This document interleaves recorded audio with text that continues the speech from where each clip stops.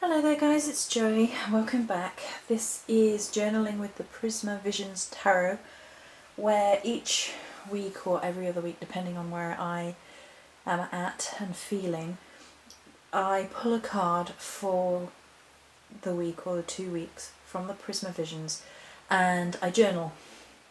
And I go over the meanings and how I feel about the card and the imagery. And that's the portion which I present here in the video, just talking about some of the imagery and how I feel about the card and some of the thoughts and feelings and images that popped up as I was trying to connect to the particular card. I decided to replace the journaling video with this because it would just be getting more and more personal, whereas this I can present sort of symbolism and imagery and things and my thought processes and ways to connect to the cards and how I see and perceive the card in particular each time, be it each week or every other week. So this week is the Six of Swords, and we shall zoom in a little bit closer now. Too close! There we go. Good. Right, so from the booklet, two butterflies flit over a steep chasm, long swords forming the bridge that governs their way. Their movement is purposeful, deliberate, intent on moving forward. Even the pine trees beckon them onward, trunks bowing towards a fresher, newer horizon. The Six of Swords has a simple message: move on. If you have exhausted the potential of a place or circumstance, it is time to flit away. Don't hold on to something out of maudlin nostalgia, or worse, fear of change of the unknown. Or the unknown, sorry. Recognise the simplicity of your venture and float on towards freedom, towards change, and towards adventure.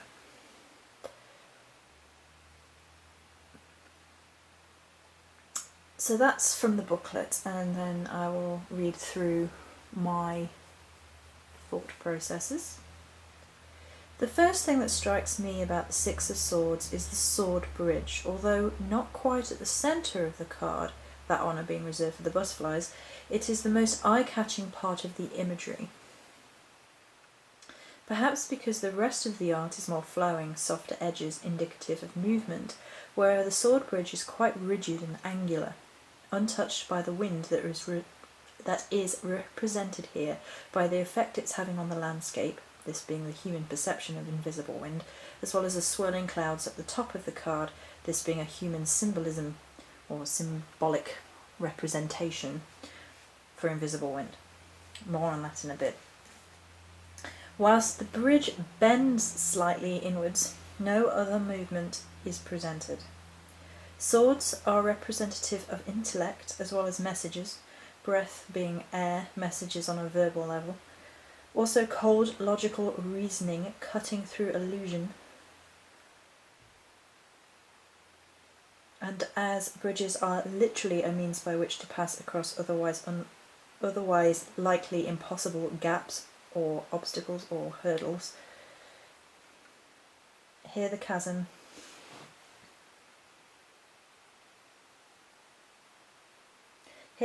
between two snowy cliffs, and indeed the cards prior to and following this card, is made manageable, traversable by this bridge of swords. It could be suggested, therefore, that reasoning, logic, and or messages provide the means by which to go are made available, to go being the message of the card, and yet the butterflies, the actual motion, are above the bridge. They do not touch it, and nor do they really need it. Arguably, a sword bridge would be an uncomfortable, even bloody mode of transportation, causing great pain to any bare feet on the steel.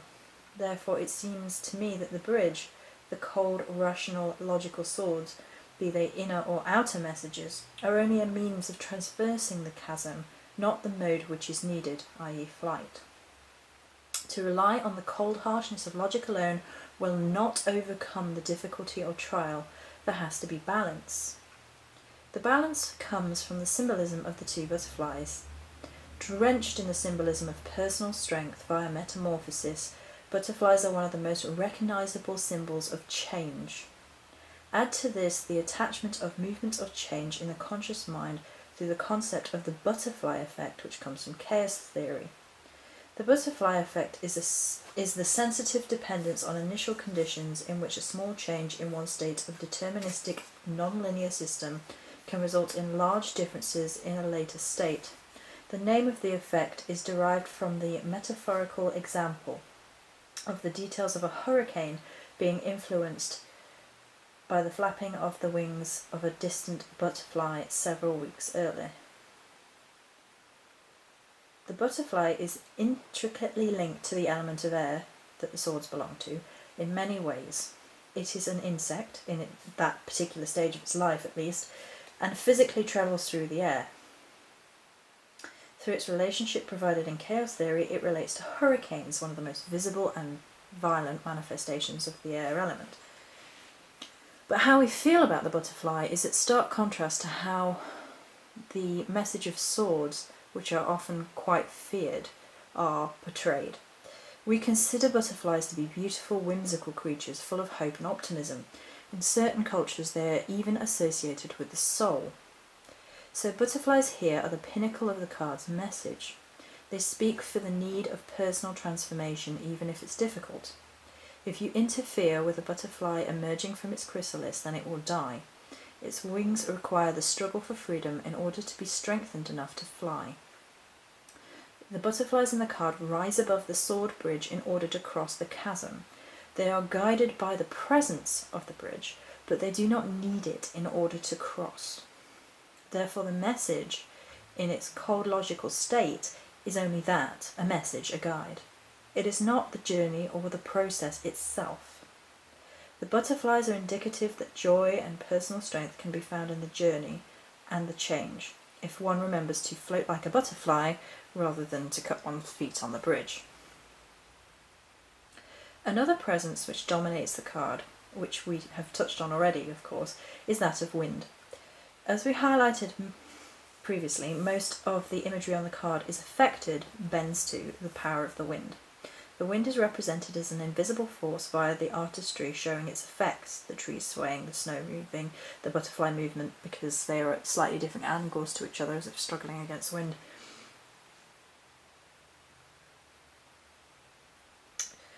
Which all ties into the human perception of wind. We don't actually see it, merely the effect it has. Then there are the clouds or swirls, which could be a symbolic manifestation, a human portrayal of wind at the top of the card. Swirls of this nature are a popular representation of the element air. The spirals give us the perception of movement. It also has the most colour infusion, bar perhaps the butterflies, of the card's imagery. The most obvious phrase that comes to mind here is winds of change, as well as Colours of the Wind, which harkens back to my childhood, specifically Disney's Pocahontas, and is largely a song about opening your mind, changing your perception and connection to the spirits of nature, the land, the sea, and in this case, the air. The spirits of nature are also represented in the bending pine trees in the card. These are also highlighted in the book meaning. They almost appear to have faces in the artwork. I'm going to see if we can get a little bit closer so you can see what I mean. Not that close apparently. There you go. So here.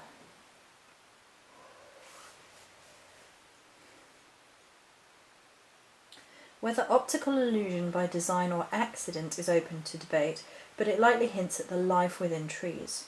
At least it does to me. I love trees.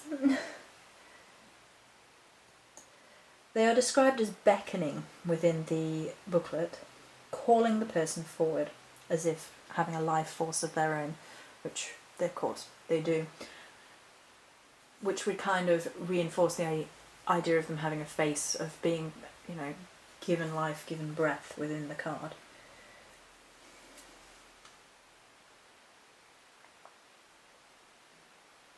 The spirits of nature, in conjunction with the butterflies as souls imagery, has a powerful meaning, therefore. The soul requires this motion, this movement, this breath of air, this change. Pine is associated with purification in many cultures. Its natural fragrance speaks to us of fresh mountain air, of being cleansed. The pull by this card is to let go of stagnation, to breathe deep and take the plunge forward to start the journey. The guides are all around the card if one knows where to look. The 2 butterflies, 2 being of companionship and beginnings, the spirits of the pine trees, and the oldest of guides, stars amidst the snowflakes.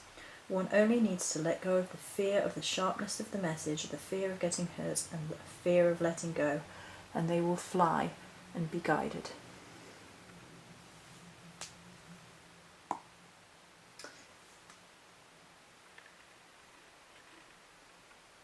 So I think it might be it feels like it might be a slightly shorter interpretation than, maybe it's just from the difference of major and minor arcana. Oh, it's about the same amount of written work. But initially, I think we'll talk about this as well, because I think it's worth noting that often when we pull cards such as swords, there's an initial hesitation that that something bad is going to happen, that they have only a negative meaning, and the meaning of swords is quite unfortunate, I suppose. It's very direct. It's always quite, there's always logic and reasoning and intellect involved, and it gives the impression of being quite cold.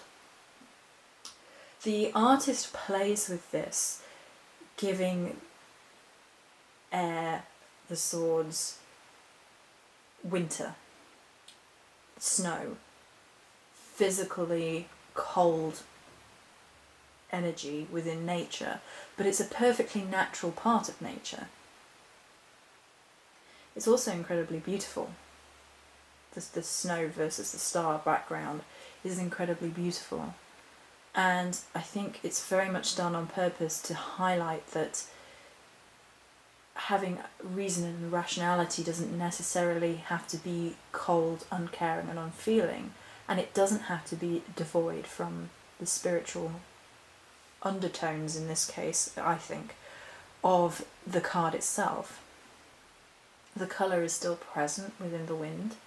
The change is the colour, is the painting, if you like, the creation of change.